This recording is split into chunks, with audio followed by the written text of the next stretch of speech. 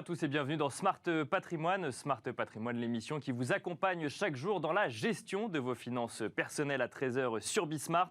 Au sommaire de cette édition, nous commencerons tout d'abord par nous interroger sur la fiscalité des crypto-monnaies. Plusieurs amendements ont en effet été déposés à l'occasion de la loi de finances 2022. Plusieurs d'entre eux étaient notamment portés par le député de la 6e circonscription de Paris, Pierre Persson. Nous ferons justement le point avec lui en plateau sur ceux qui ont été adoptés par l'Assemblée nationale, mais aussi sur ceux qui ont été rejetés avant de conclure sur le calendrier qui attend les détenteurs de crypto-monnaies actuellement. Et puis dans Enjeux Patrimoine, nous évoquerons là aussi des décisions politiques qui ont un impact direct sur la gestion de votre épargne, ou plutôt un impact direct sur la gestion des professionnels de la gestion de votre patrimoine. Nous parlerons de la réforme du courtage et de la façon dont les associations professionnelles se préparent avec Valéria Faure-Muntian, députée de la 3e circonscription de la Loire et membre de la Commission des finances, de l'économie générale et du contrôle budgétaire. Mais nous en parlerons également avec David Charlet, président de l'Anacofi. Bienvenue à vous tous qui nous rejoignez. Smart Patrimoine, c'est parti. Patrimoine thématique en partenariat avec l'Anacofi.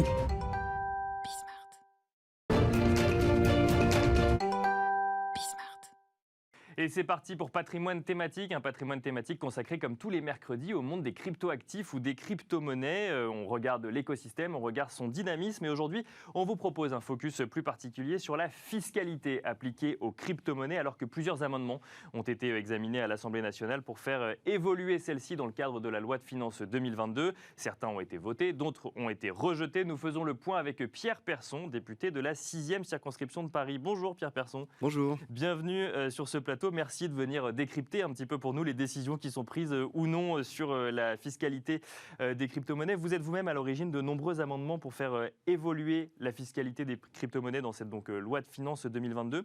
Avant de parler concrètement des amendements, quel constat vous faites aujourd'hui sur cette fiscalité appliquée aux détenteurs de crypto-monnaies ?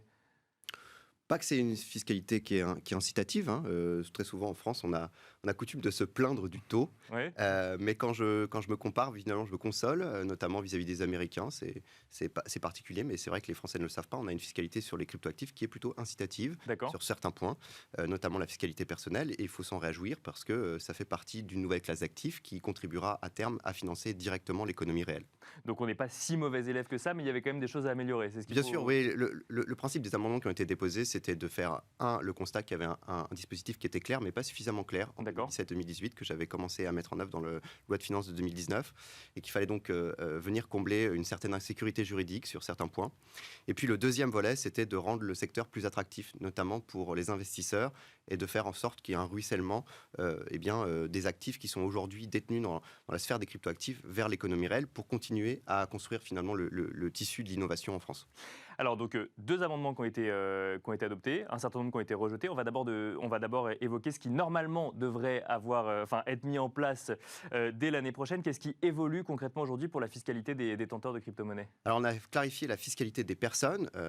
Depuis 2018, les personnes sont assujetties à la flat tax sur leur imposition personnelle, sauf qu'il y avait de nombreux cas de requalification entre les particuliers et le statut de professionnel. C'est ça, il y avait un flou sur est-ce qu'on est trader professionnel ou non alors qu'on détient des crypto-monnaies. La matière est particulière. Maintenant, avec un smartphone, vous pouvez, sans intermédiaire, finalement, prendre position sur des cryptoactifs. C'est extrêmement facile. Le nombre de transactions donc, est extrêmement important. Et comme vous le savez, c'est très volatile. Donc, les plus-values ou les moins-values peuvent être importantes. Bien sûr. Et donc, il y avait des requalifications qui étaient pendantes au regard du droit applicable. On a voulu clarifier, borner et finalement transposer ce qui se passe sur les opérations de bourse traditionnelles pour qualifier de si quelqu'un est particulier ou professionnel. Et alors on met où le curseur ? Ça veut dire que si c'est en fonction du nombre d'opérations qu'on va faire par jour, par semaine ou par mois, on va être qualifié comme trader professionnel ou non professionnel ? Pas que.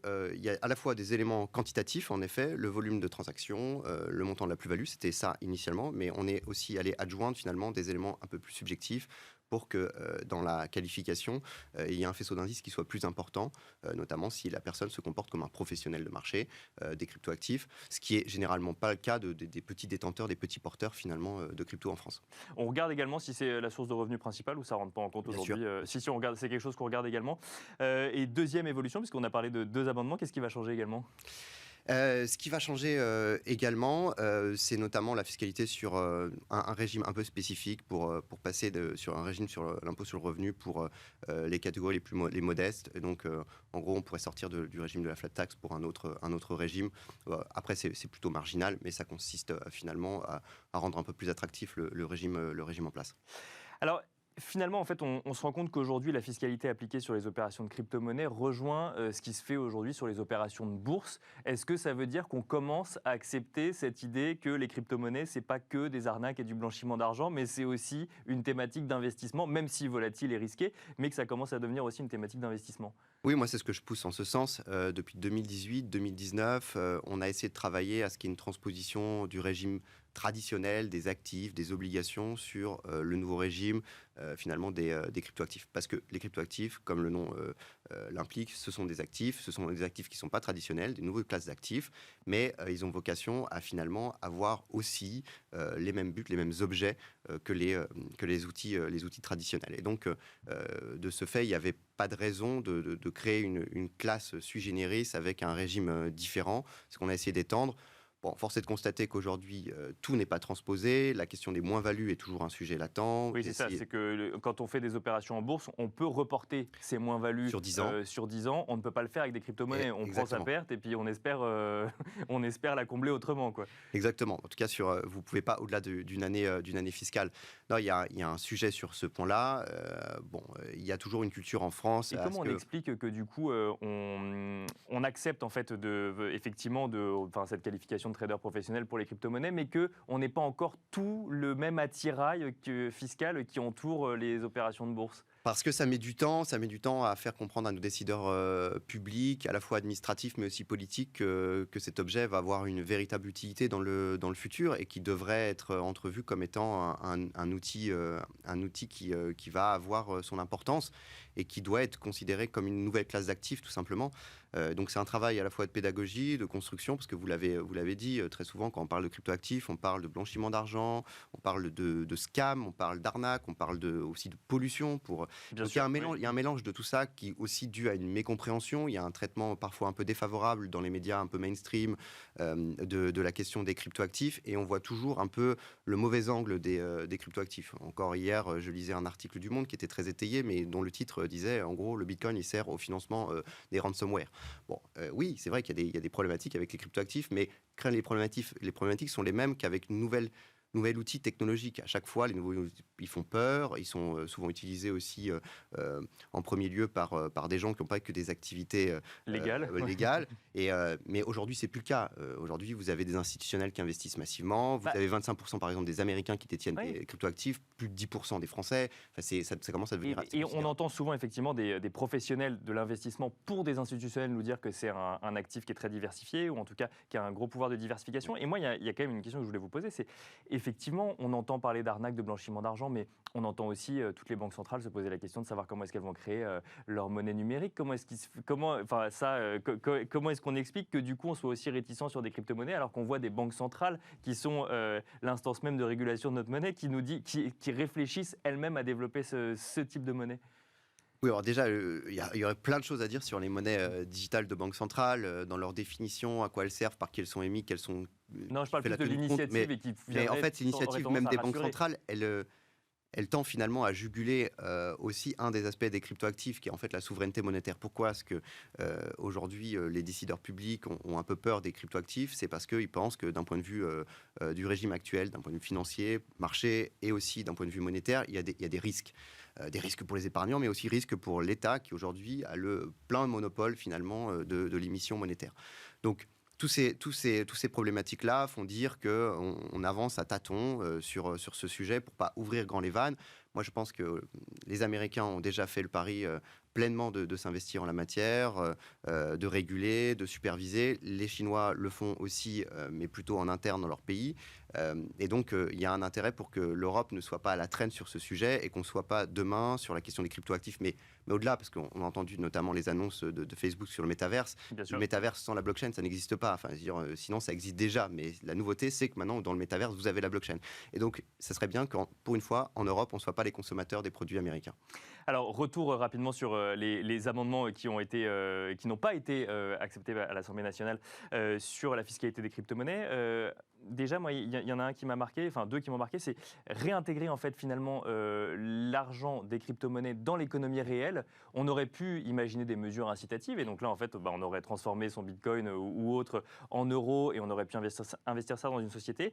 Là, il y avait un amendement qui proposait une fiscalité avantageuse qui a été rejetée. Comment est-ce que vous voyez ça ? Je pense que l'administration fiscale et le pouvoir politique n'étaient pas encore prêts à entrevoir des dispositifs dont ils ne connaissaient pas les tenants et les aboutissants. C'est une question de traçabilité peut-être de l'argent ? Non, parce qu'aujourd'hui, la question de la traçabilité, il y a des problèmes qui sont absolument marginaux au regard notamment de la traçabilité du cash. Quand j'entends qu'on peut financer le terrorisme avec du bitcoin, oui, si ensuite vous prenez le risque d'être remonté directement et que toute votre tenue de compte, votre comptabilité, elle soit analysée par les services de police. C'est d'ailleurs le cas actuellement. Non, l'apport cession, c'était un article qui faisait le pari qu'aujourd'hui, il y a des particuliers qui ont amassé beaucoup de plus-value latente dans leur portefeuille, qui donc réinvestir toujours dans le même secteur et que il fallait faire redescendre un peu cet argent pour qu'elle serve à investir dans les boîtes, toujours du même secteur de demain. C'est un sujet d'actualité qu'on traite régulièrement, l'épargne des Français qu'il faut rediriger vers l'économie réelle. Clairement, et donc il y a une partie de cette épargne qui est aussi sous forme de cryptoactifs en stablecoin, et il fallait donc s'assurer, comme ce que le font certains États membres, notamment au Portugal, qu'il y a une faculté finalement de réinvestissement avec une purge de la fiscalité a posteriori. Et globalement, ça n'a pas été encore entendu.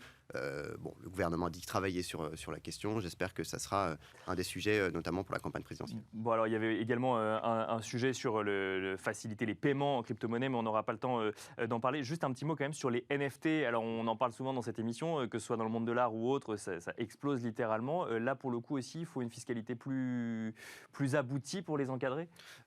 Pas simplement abouti. L'idée était de te dire il faut qu'on travaille sur la question des NFT. Les NFT, c'est un actif numérique, mais derrière l'actif numérique, il y a, parce que c'est un NFT, il est non fongible, un sous-jacent qui peut être, vous l'avez dit, une œuvre d'art, un service. Ou une carte de joueur de football. Bien sûr, voilà, de la propriété en tout cas. Dans un monde où tout peut être copié, le NFT, c'est la promesse qu'on peut individualiser son droit de propriété sur Internet.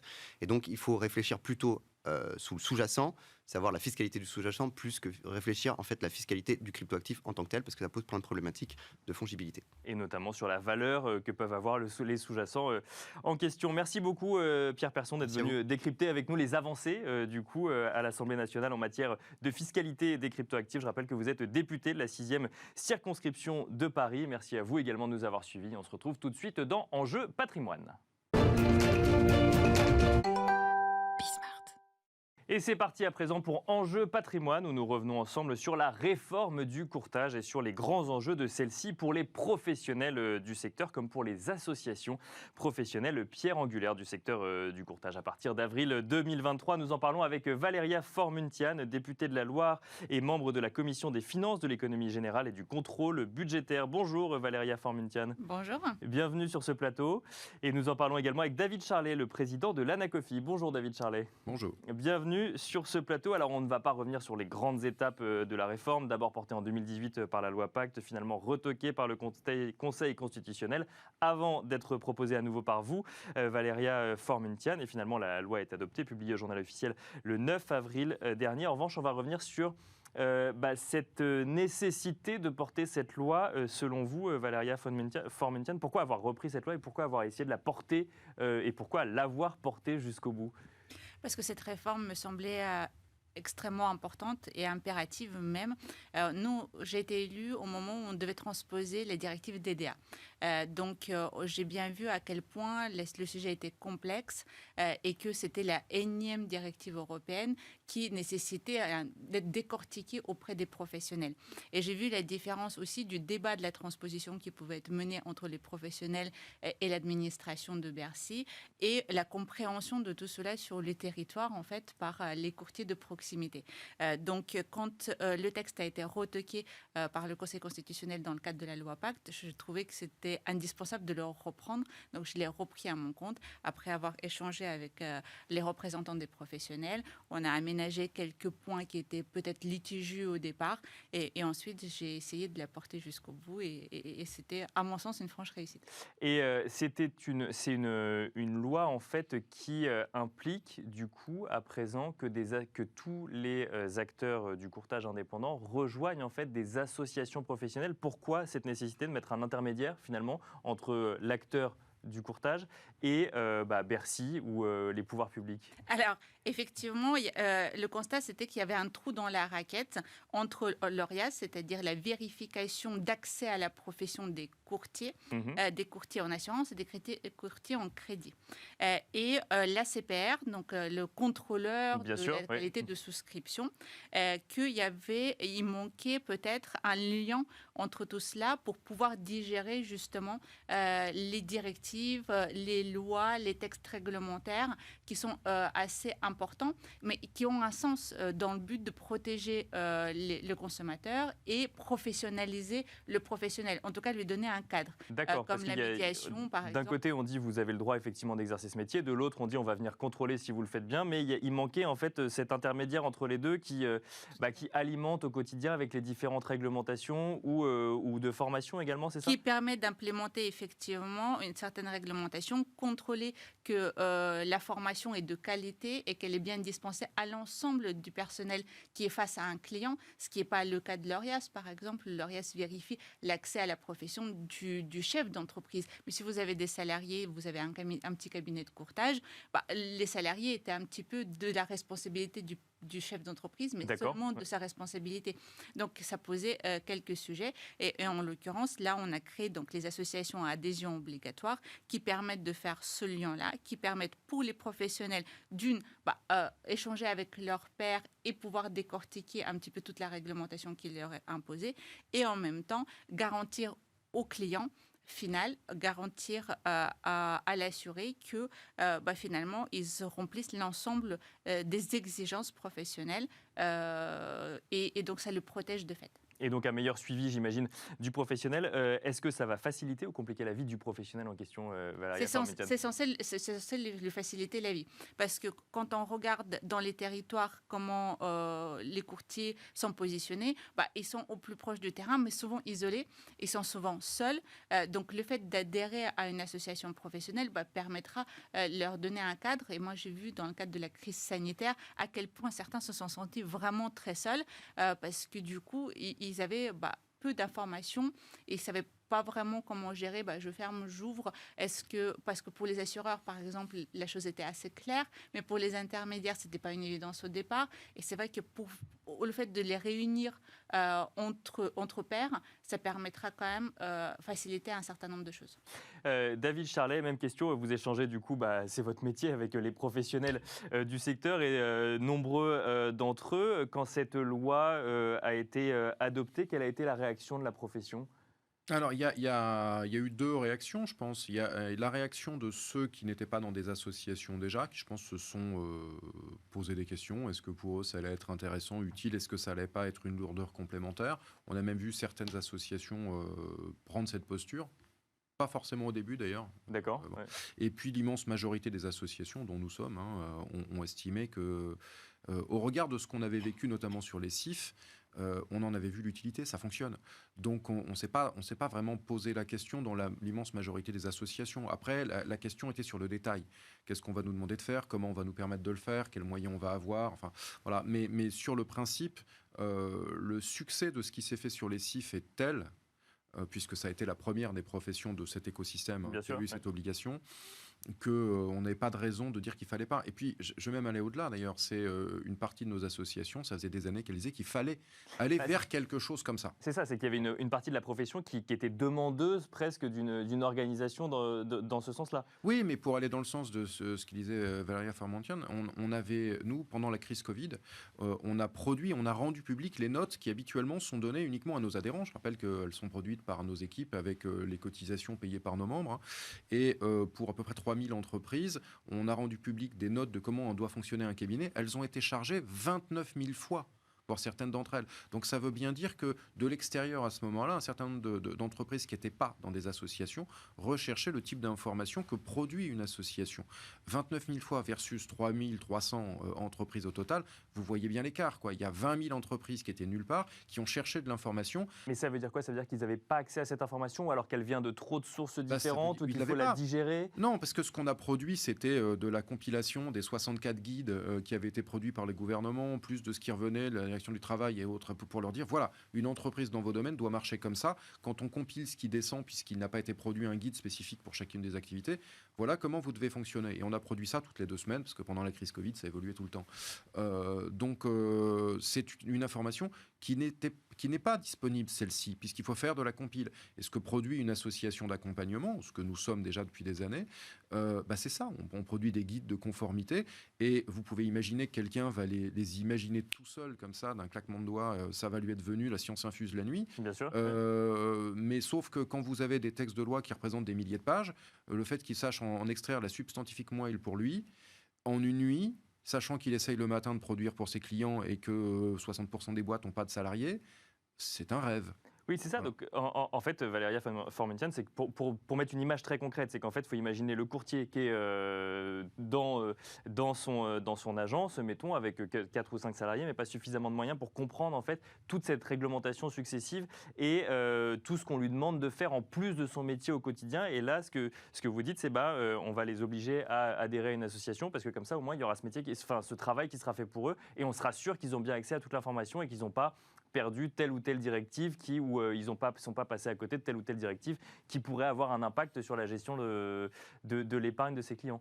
C'est pas qu'ils ne sont pas capables de comprendre, mais la densité est telle qu'effectivement, pour pouvoir la digérer, il faut avoir un service juridique complémentaire et aucun professionnel ne va se l'offrir parce que c'est pas, d'une part, c'est des finances et d'autre part, il n'aura pas forcément une utilité de manière permanente.